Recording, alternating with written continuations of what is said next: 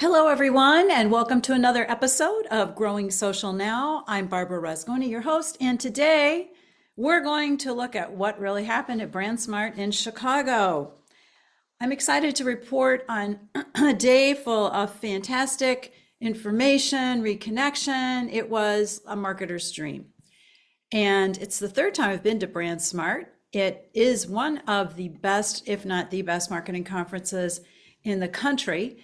And it's a who's who of decision makers and influencers. It was on Thursday, April 25th in the Aon Grand Ballroom at Navy Pier. And while I was there, I took a lot of notes. In fact, I typed in what amounted to like 15 pages of notes. And I did ask AI to take my notes and turn them into a script, which I could read, but I am going to do a bit of that and then just read a bit from my notes because we know how AI is. It it just takes what it wants and it kind of smudges out all the really interesting pieces. So coming into the conference, you know, AI has been at every conference I've been at this year. It's just front and center. It's kind of like when I moderated the 2022 Marketing Trends panel for AMA Chicago in February. And thanks again to AMA Chicago for the opportunities to moderate panels. I love doing that. The second one I did was on employer branding versus recruitment marketing, and we learned so much. So when I did the marketing trends in 2022, the front and center was TikTok. And I was told, you know, you really have to talk about TikTok. And of course we did. And if you flash back 2 years, TikTok was getting started, but it's a completely different platform now. It's super powerful. And of course, TikTok came up in this conference quite a bit. AI, though, you just can't escape it. And we see it everywhere. And one of the things that I really keep coming back to is a quote from Sam Altman, who says that AI will do 95% of what marketers use agencies, strategists, and creative professionals for today. And that's kind of scary, prophetic, all those things. And coming into this conference, I know that was one of the things on everyone's mind is what's happening with AI. And so the menu of the day kicked right off with Sheila Hamilton, who talked about new business ventures at McDonald's staying grounded while launching an out of this world brand called Cosmics. The cosmic character is actually a vintage character that they went back to and found from the 80s. It's kind of like an alien looking guy. And they wanted to tap into novelty and you know, nostalgia is really big right now. So that's what they tapped into. They also wanted to really dive into that $100 billion specialty beverage and coffee sector. So $100 billion gets spent every year on specialty beverages and coffees. That's a great place for McDonald's to go. They're going to be opening 10 stores within the next month. But this whole entry was completely shrouded in secrecy. It was a big surprise pop-up. They didn't tell people until the day they opened. It was even cloaked inside the golden arches. And everything they did is driven by Gen Z and Gen Alpha. And so it was really interesting to see how Cosmics came to be, what kind of planet it came from. And they're looking at creating an otherworldly energy. Everything is designed with the Gen Z. They want them to see the world differently. They say they're lifting humans up with every sip. So it's a place to escape and order exactly what you want that will take you to a different place. They want to be treating, refreshing, and energizing. They're rooted in beverage exploration with drinks like a churro cold brew frappe. Now, I don't know about you, but it might take me a little while to figure out exactly what I want to order. There are 4 category pillars, including crafted teas and lemonades with TikTok-worthy colors, of course, playful blended frozen beverages, cold brew coffee, and then functional beverages, which are energy, immunity, gut health, and an island pick-me-up punch that is good for before and during your workouts. So there's a lot of talk about drinks and brand entertainment. This is a term they came up with. And brand entertainment happens when after the customer pays at the order point, they get to watch brand entertainment to keep them engaged while they're waiting through the drive-through and watching the order board.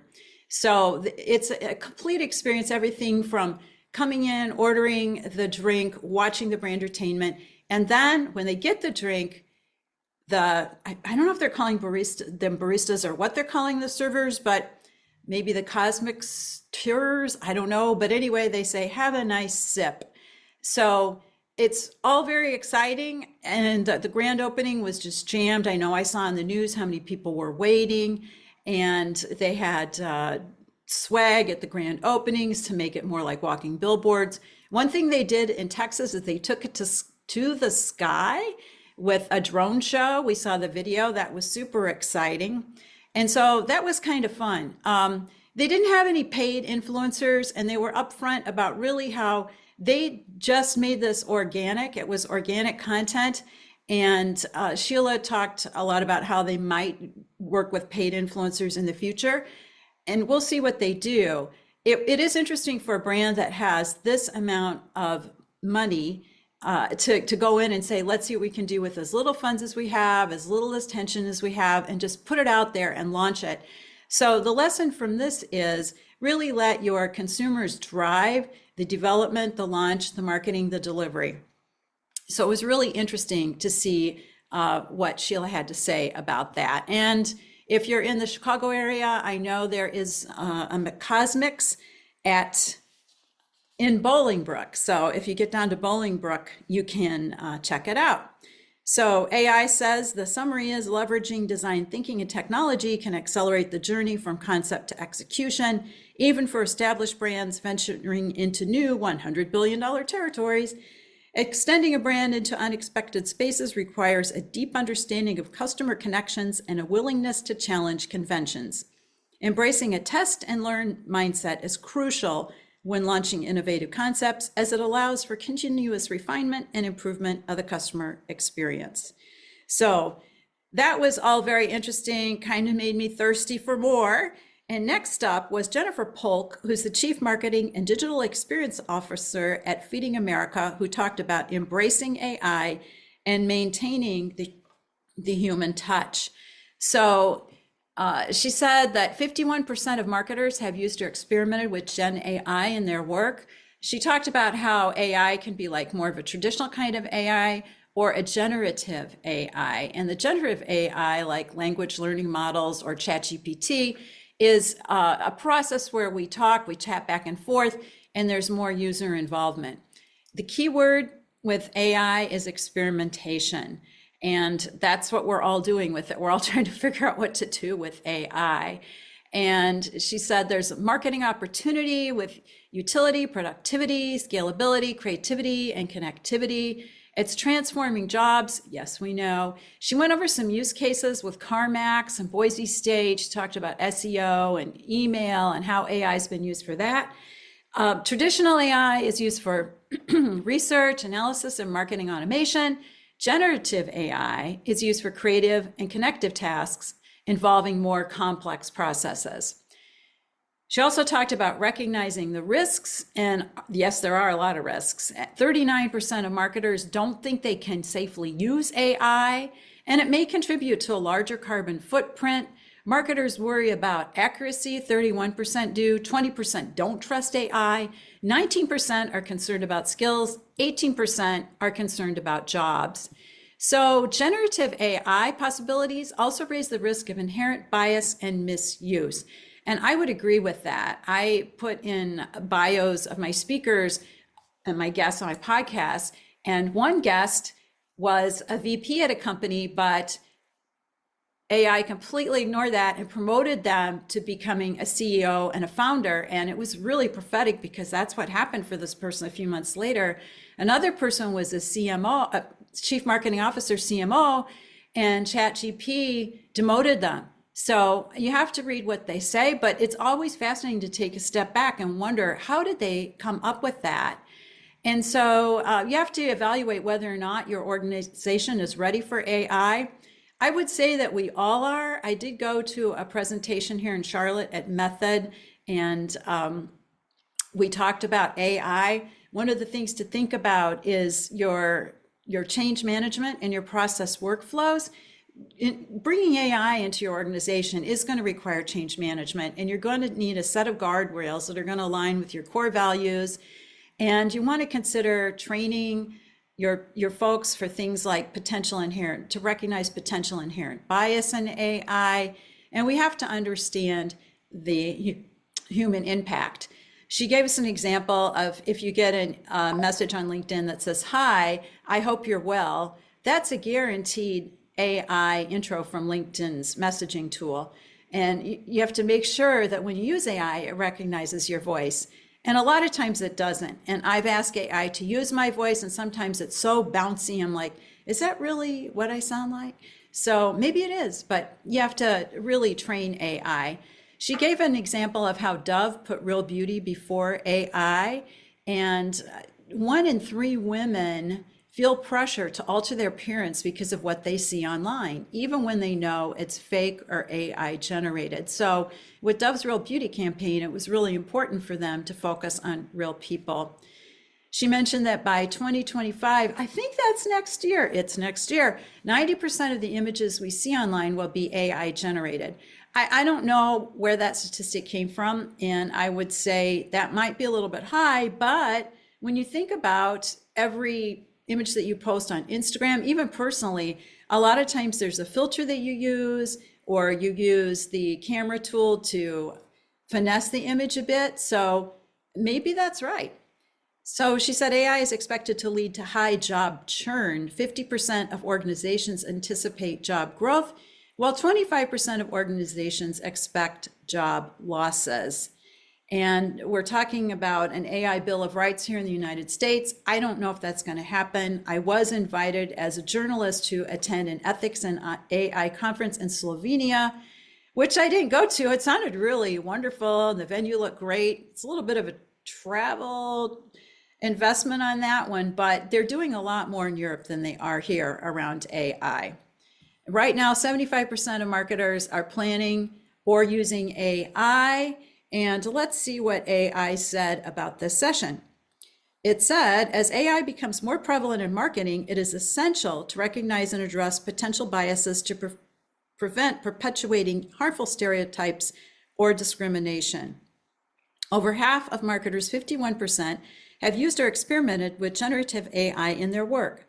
Striking the right balance between AI's efficiency and human empathy is key to ensuring marketing efforts remain genuinely inclusive and resonant.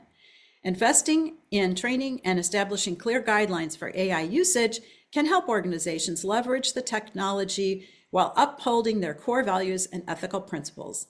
39% of marketers don't think they can safely use AI due to concerns around accuracy, trust, skill, requirements, and job security. So that was a lot to cover. And if you feel like you're in the AI game, let's talk about going beyond the game in real life and crafting unforgettable brand experience journeys through sports. This was a fun panel led by Lisa Nuncio, who's the CMO of Choose Chicago, with Dan Moriarty, CMO of Chicago Fire FC, and Lyndon White, who's the head of account management and integrated solutions for Revolution, was the moderator.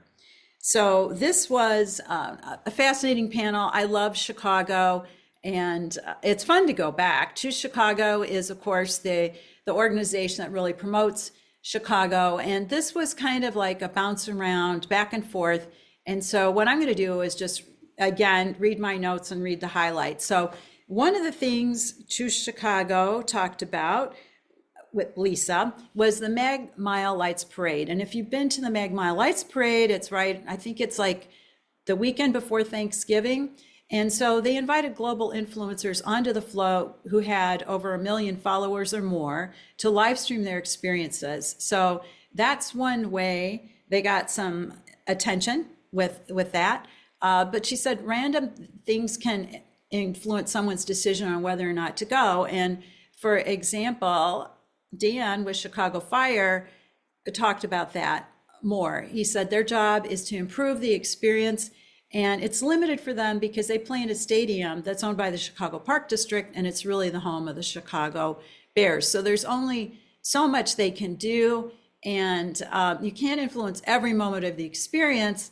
for example, if someone comes to Chicago and they have a great rideshare experience, that's wonderful. But if it's not great, you really can't influence that. So you have to really think about how you're going to measure success and how can you integrate personalization into your efforts.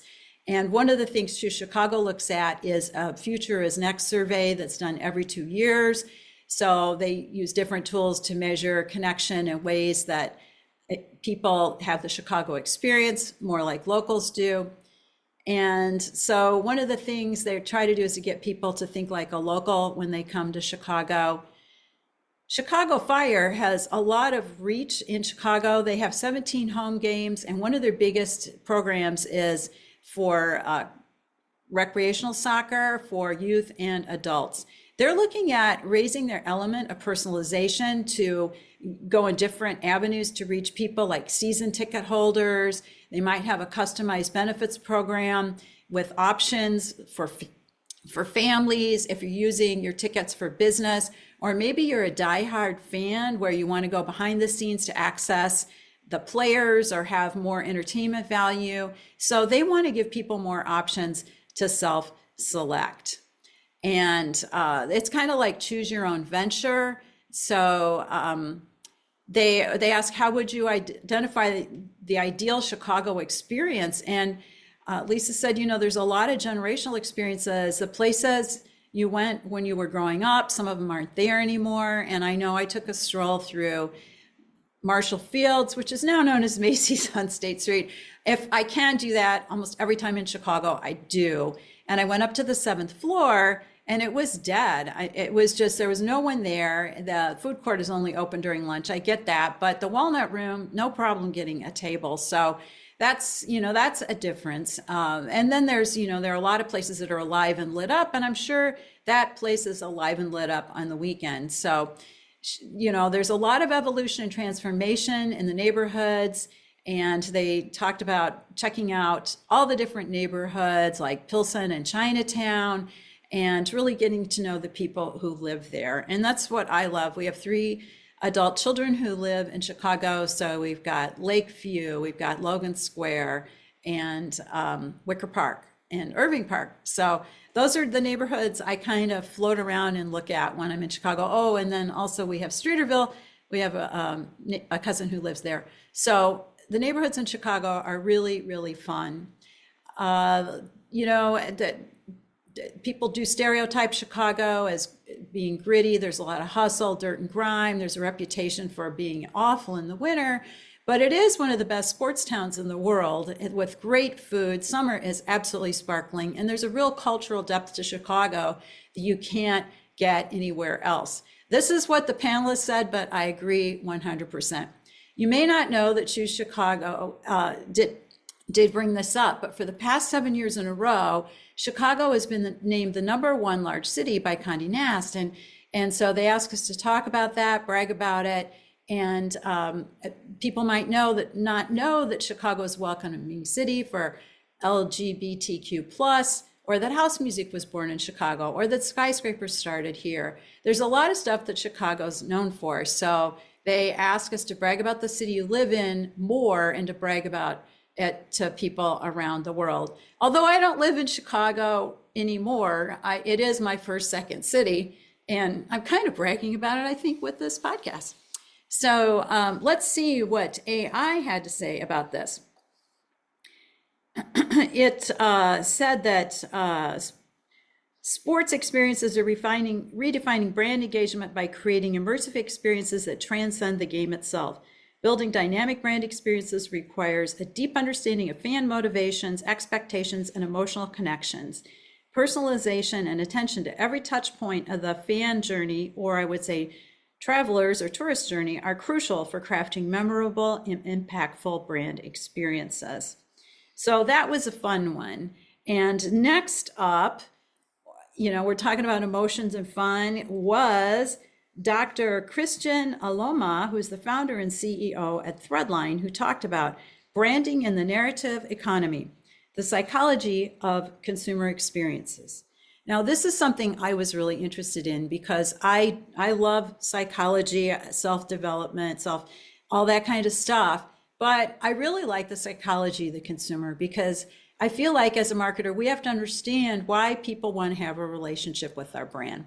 So the first thing Kristen started talking about was, what is a brand? And very few of us have an answer that matches the person next to us. We can talk about this constantly, but we rarely agree. AMA says a brand is any distinctive feature like a name, term, design, or symbol that identifies goods or services.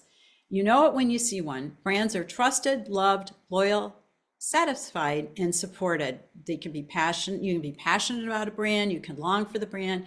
You can be committed. You can also be addicted, and you can feel betrayed. So there are negative aspects as well. The descriptors we use to talk about relationships and brands are relationships between the audience and the organization might be those words. One of the things I do when I do branding workshops is I ask people to think about their top 3 to 5 brands. What made them who they are today? Maybe it was the coffee they drank this morning, the car they drove, or it was the computer that they're on. I try and tell people not to mention Apple because that everyone mentions Apple, but we do rely on that brand a lot for what we do. I know I do. Brands help us build structure and meaning, and with psychology, there are ways to measure relationships. And Kristen gave us a really great timeline for this, or I could say, a measurement tool. And so, it's something like you don't really know someone to really, really close to them. And that's kind of how brands are as well. If you think about when you walk into a store, if you want to even just get like tomato sauce, which brand really jumps out at you? What relationship do you have? Some you might not care for at all. You don't even like that flavor. And others you're like, oh, I love it. That reminds me of something I had or something. I know every time I use this, it's going to be wonderful. So there's a heavy overlap in these primary relationships with people and brands. So how much of their identity is part of your own? If you drive a Subaru, then your Subaru is part of your identity. And I do drive a Subaru. I also drive a Volkswagen. So that's different than somebody who drives a Jeep or a Ford Bronco, which we're going to talk about in a minute. So there's really a fascinating relationship between brands, your brands, and your personality. And that's what you need to find for your customers. So brands become part of our identities. And he looks at narrative psychology. We make stories to make sense of our identities and ourselves, how and who we are to others. We create stories about the world. And what are the stories to be told? So this is a good question. What are the stories to be told? And there are a few ways that we walk through. The creative space may embrace technology because they make us more creative. And we do have a narrative economy, so we want to exchange the ability to tell a story with the brand. We want to know the stories our customers can tell because of us. And first of all, you have to understand your audience's story. Who are they? Where does your brand live in that space? So, for example, Christian talked about McDonald's, and he said that he has great memories of growing up and going out to eat in McDonald's. And when I think about McDonald's, I think about a lot of different things. My favorite thing was being a consultant helping McDonald's identify mom blog influencers. That was great. Or I think about my friends like Ellie Deutsch, who works at McDonald's, and she was on my podcast. So there are all kinds of relationships with people in the brands as well as the product itself. And then find your role in the audience's story. Consumers are narrative machines. Well, creatives, and they will create narratives about you. And that's so true. If you look at, back to the Subaru example, even if you look at the car within like we drive an Ascent. So if you look at the Ascent owners' conversations in Subaru, you will have all kinds of conversations about that product. Most of them are really good. And the other thing I think about is I shoot with Sony. So there's a lot of back and forth about lenses there, so those are examples of a brand and how it relates to people. So the question is, how can we shape the story and give them magic powers, skills, and goals they haven't thought of to make whatever they're trying to do easier? How can you make their outcome more rewarding or less painful? And if you don't create your own story, someone else will do it for you. That's a quote from Nora Ephron. So if you don't create your own story, someone else will do it for you. And this is a huge opportunity. The customer is always the hero. The brand allows and supports transformation and allows space for them to embrace the story. So the storytelling format I use is CPR, which is challenge, process, result. So what is the challenge for your customer? And again, remember, they're the hero of the story. So why are they there? What do they need help with? What is the process? And that's where you come in. How do you help them get to where they want to go, which is the result? It's simple. And if you can walk through that, people get it right away.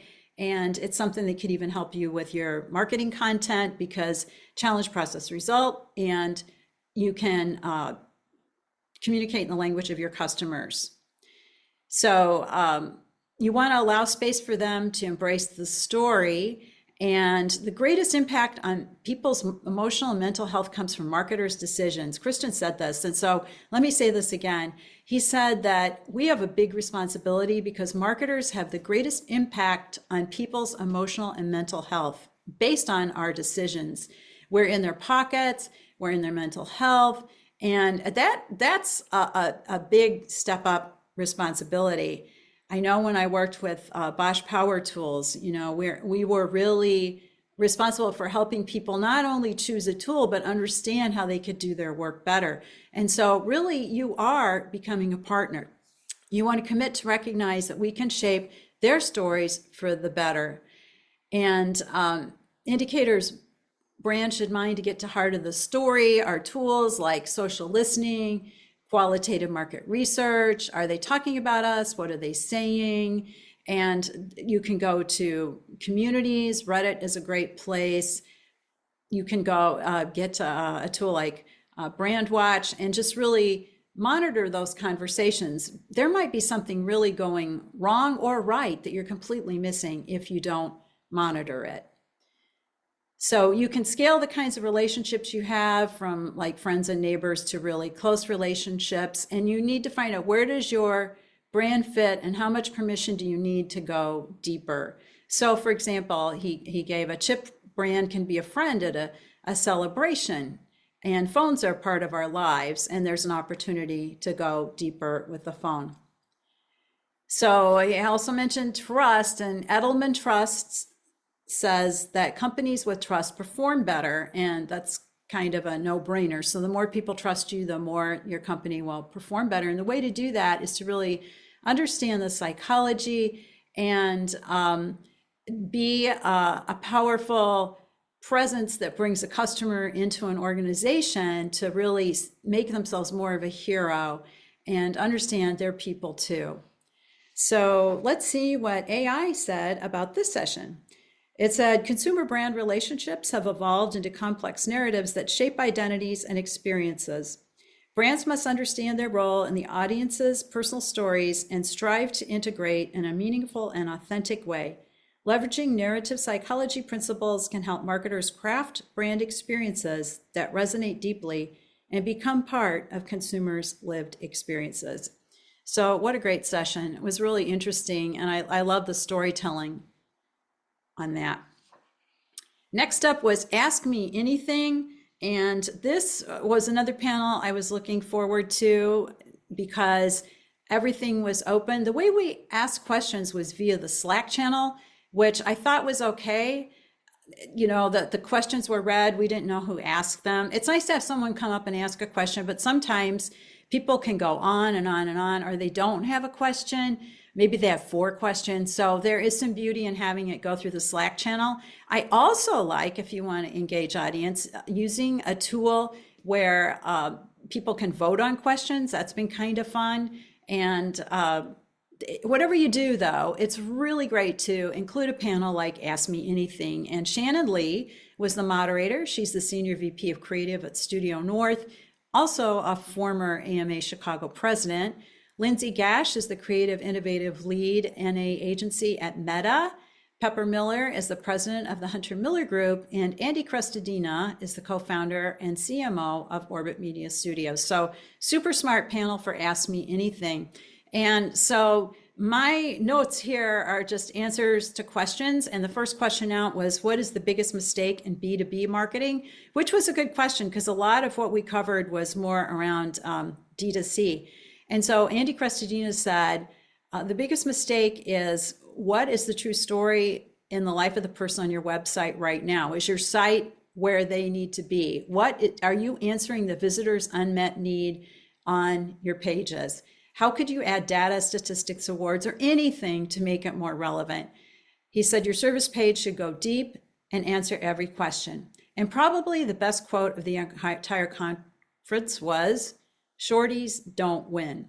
So Andy said shorties don't win. And what he meant by that was a short page with not a lot of information is not going to win.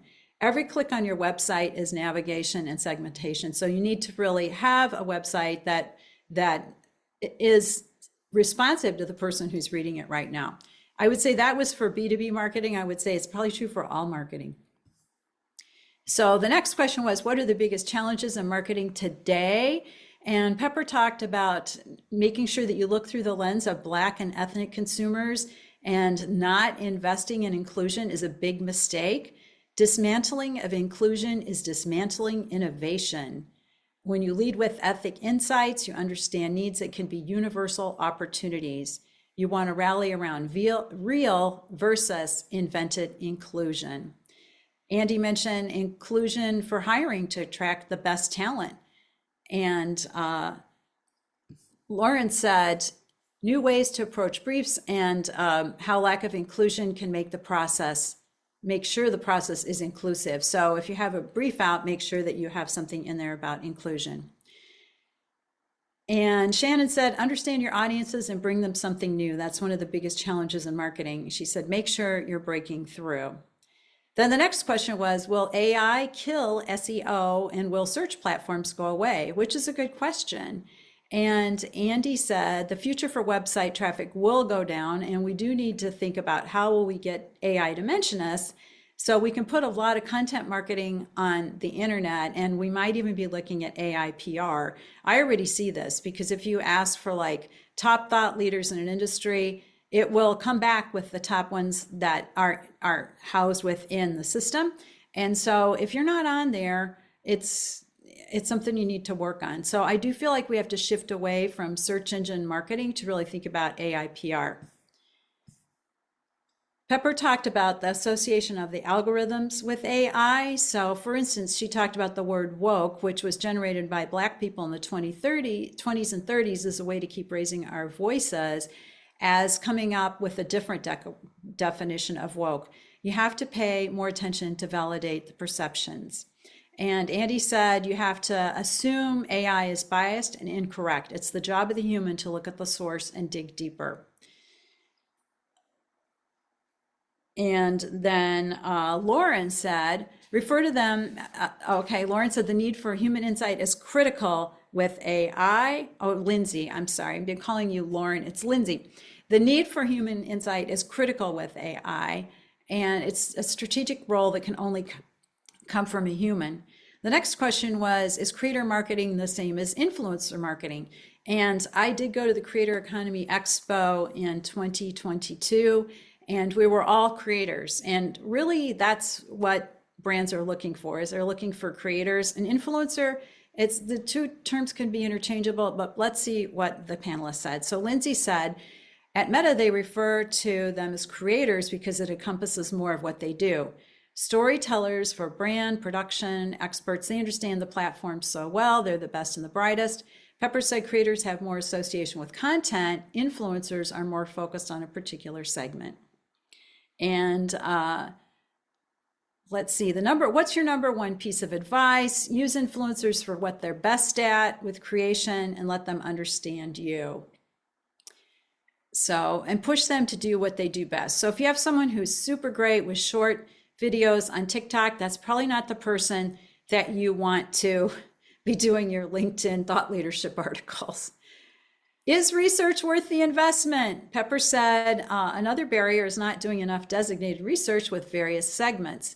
Ethnic consumers will tell the truth, but not the whole truth. So you really need to dig in and really make sure that you're reaching those various segments. Shannon said research needs to be not just at the beginning, but throughout the whole campaign. And what tips do you have for small teams or solo marketers was the next question. So what tips do you have for small teams or solo marketers? Andy said you need to include perspectives in a post, or a single point of view era is over. And if you look at Orbit Media's post, you'll see that it is a collaboration effort. There's just so many different voices, which is a wonderful way to include different points of view, but it's also a way to promote other people, have them promote you. It's a great approach.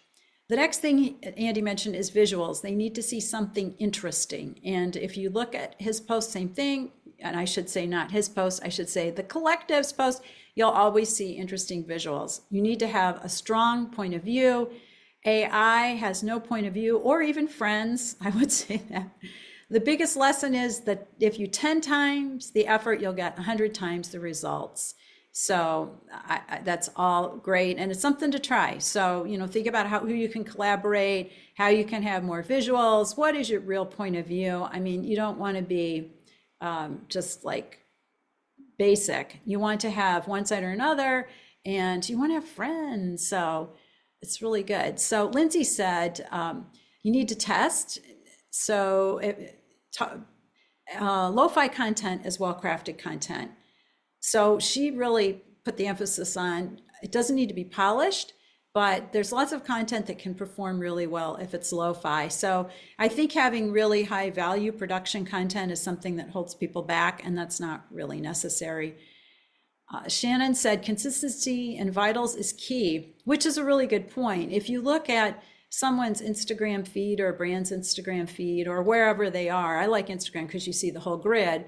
You can see if there is consistency in the visuals. So if you go back to McDonald's and they have Cosmic and they have this 80s out there alien, and then all of a sudden, they have something that's like really natural and it's like trees, that's gonna be a disconnect. So you have to have consistency in visuals.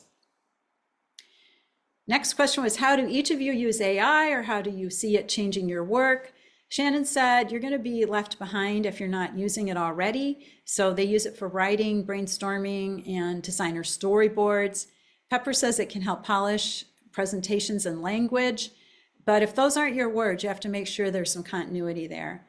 Andy said it annoys him that people are using AI in a boring way. And he said AI might as well stand for average information.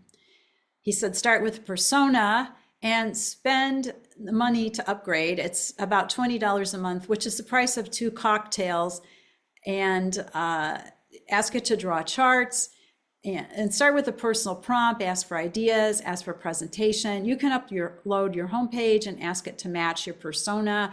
So it's all about personas and $20. And if you don't want it to be average, then you really need to give it you need to give it some personal persona details to go with. Lindsay said AI is such an integral part of Meta. Yes, we know. They just launched their little prompt. I shouldn't say little. They launched the prompt everywhere for AI content.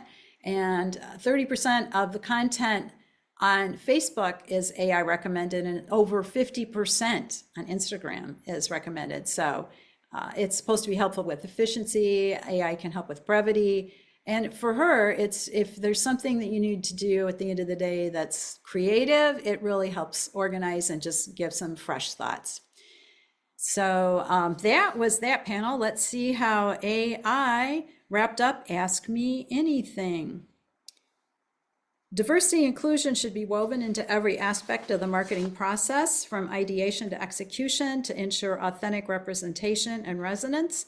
While AI can augment and streamline certain marketing tasks, human creativity, empathy, and strategic thinking remain invaluable assets. Consistency, strong visuals, and a compelling point of view are essential for small teams or solo marketers to stand out and connect with their audiences.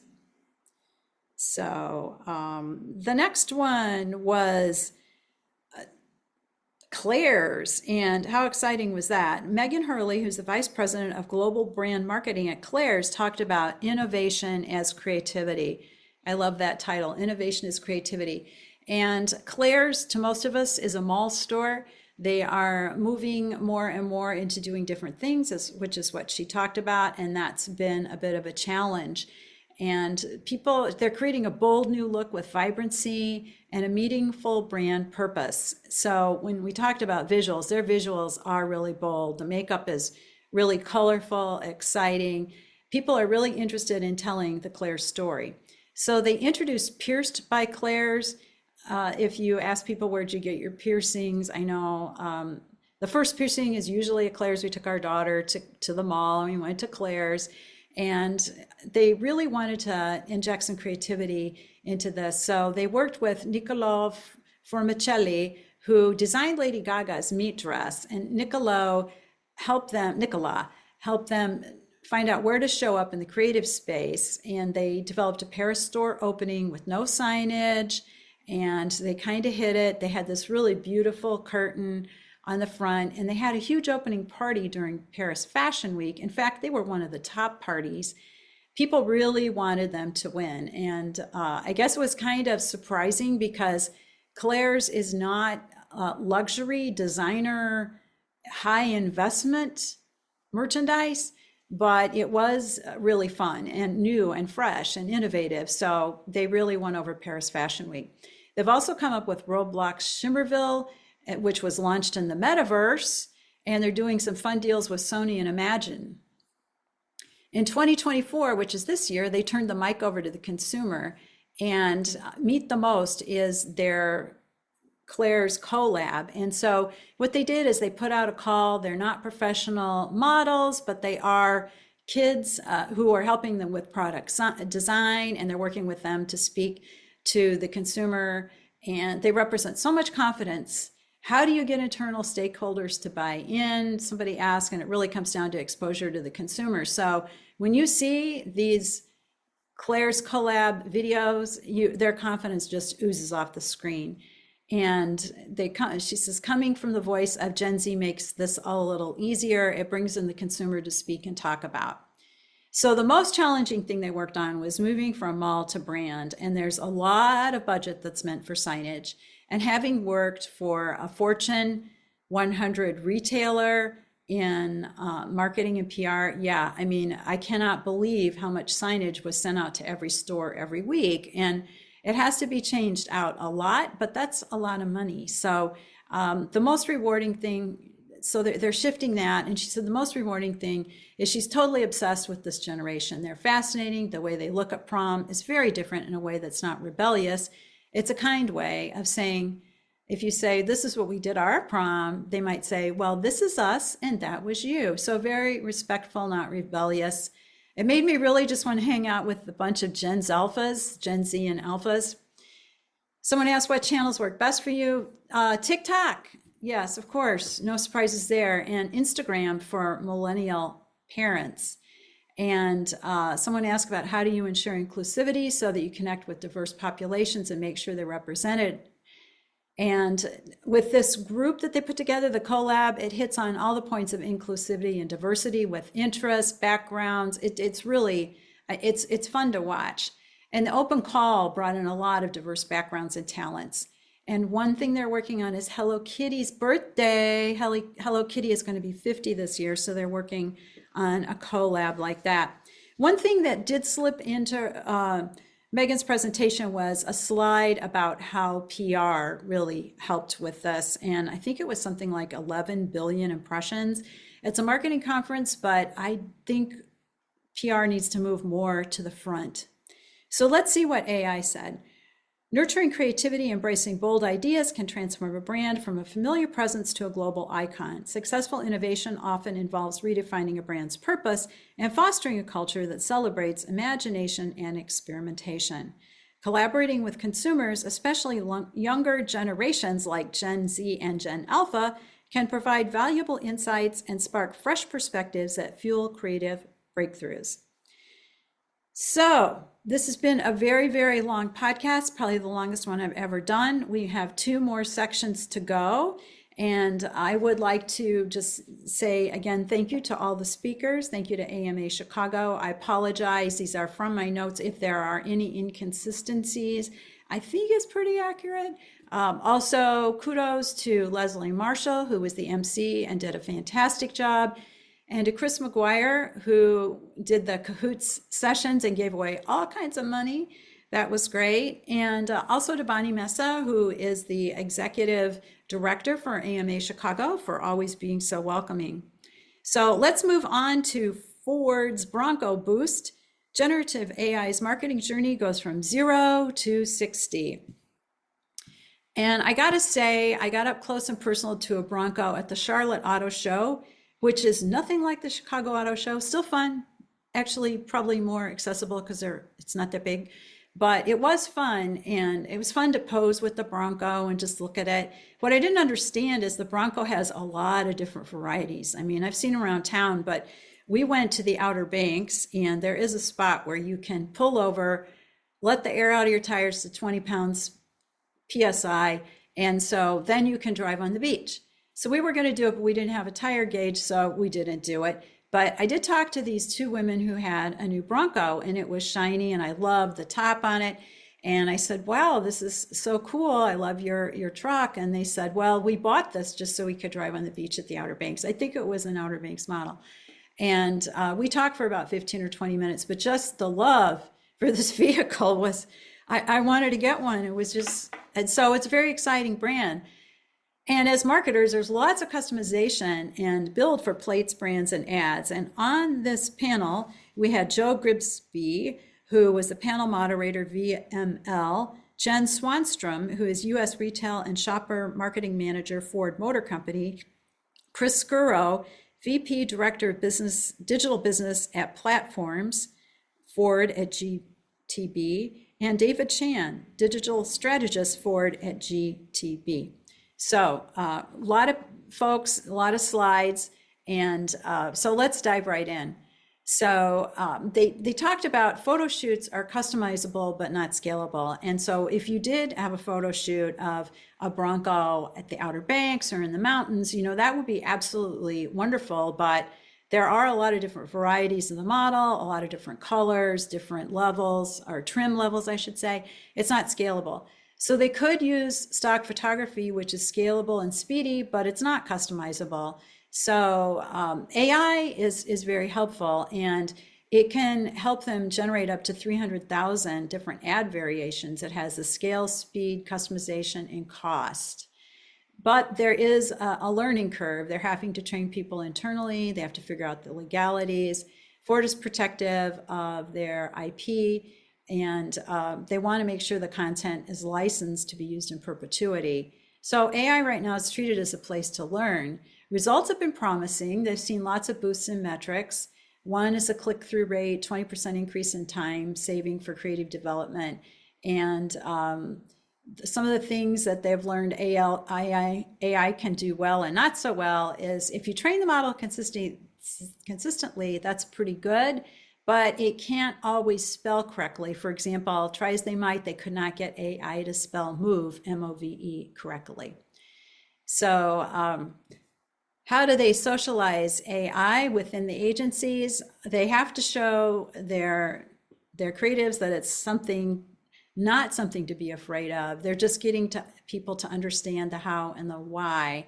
And in regards to the fear that AI is going to take jobs, actually, they're saying that AI is kind of like you're getting your own Iron Man suit. So instead of losing your job, now you are powered up to do things faster and better. You're being able to show something visually in a storyboard that gets the idea across fast. And talent deployment, junior colleagues are doing things faster and better, and they're upscaling productivity across the board. It adds a different dimension, it helps everyone align, and it's a tool and extension. It gets rid of the mundane stuff of work. I can't imagine how long it would take to go out and do a photo shoot with all the different trim lines. I mean, my head is spinning. So they're looking at all the ways they can use AI internally and externally. And one of the areas that they can use it with is the dealerships. So the dealerships can customize the videos. The script is narrated by AI, and they've had tremendous success in doing scripts for other languages, which has got to be really exciting for the dealerships. So not only are their clients the people who are the owners of the Broncos, it's also the Ford dealerships. They have to really serve everybody. So they said it's easy to get lost and not know where to start. They've learned a lot through the process. And in late 2023, they started exploring digital backgrounds. And they when they needed to make a tweak to a year-end offer effort, they couldn't go shoot quickly and customize, and they had an AI image already developed. So they used that, and that worked out. How are they going to use AI to save money? Well, they're going to look at how to really extend the assets that they have and give it more legs with flexibility and scale. And don't consider it as a threat, consider it as an opportunity to open up. They have a training regime inside the company that trains people on how to think and work with AI to be a better copywriter, art director. And someone asked, how are you balancing AI in the roadmap? And they said it's a challenge. You still need human eyes. And we heard that over and over. And how are you ensuring the authentic experience to customers? And they said they have a conversation with their legal team. They're not trying to trick the customer, but I think, this is something that we see a lot. We've seen a lot of AI images for a long time. And so we'll see what they come up with.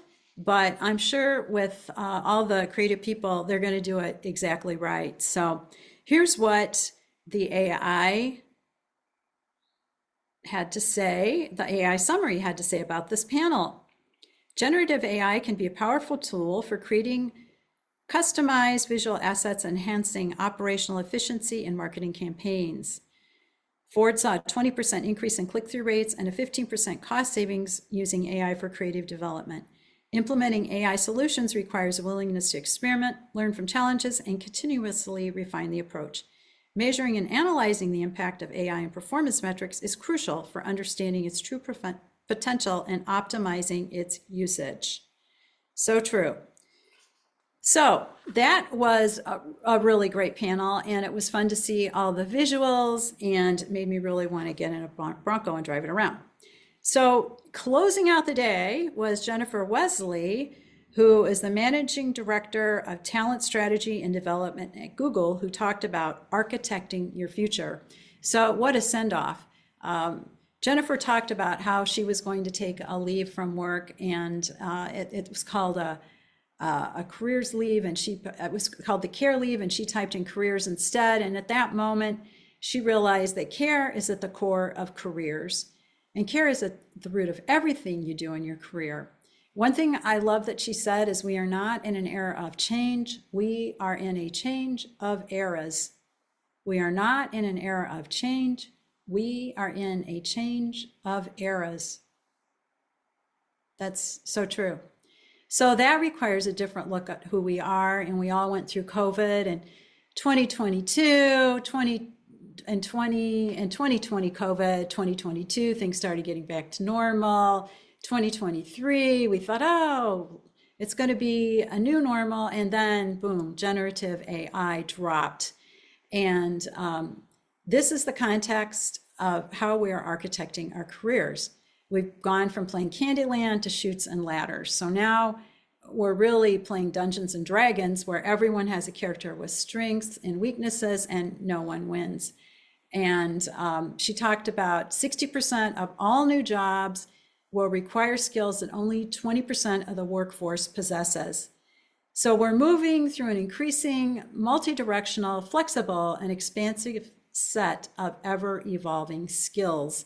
There's a lot going on, folks, and I think we knew that. And I mean, every time I talk to marketers about trends, it's like, oh yeah, it's exciting because things are always changing, but it is a lot to keep up with. So what can you do?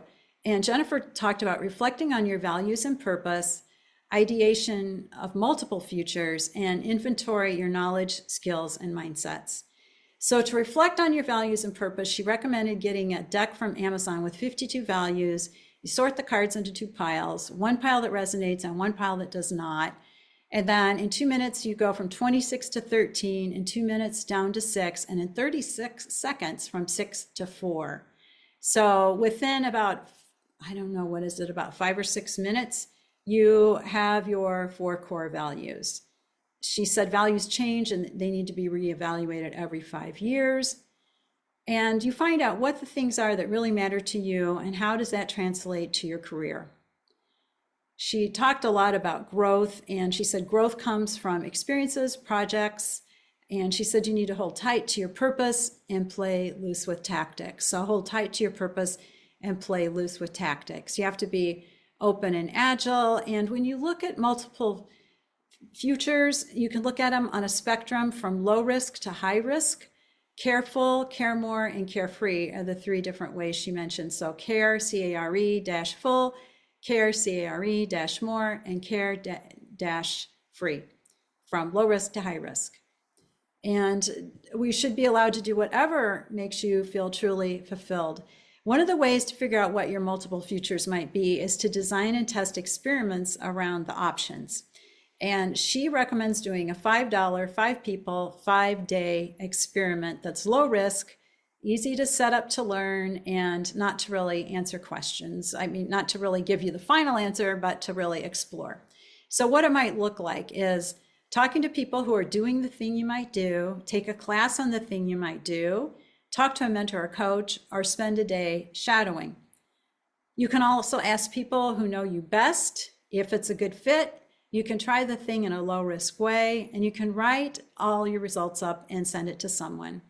So I think this is a really good challenge. It could be something like, even within marketing, let's say you want to move more into, let's say AI, you want to figure out more about what it would take to be an AI expert. Well, for $5, you could either spend the $5 or keep it, but you can do some research and see what's happening. You can talk to 5 people or follow 5 people on LinkedIn and do that for 5 days. And so then, see, does that really feel right? Is that a fit?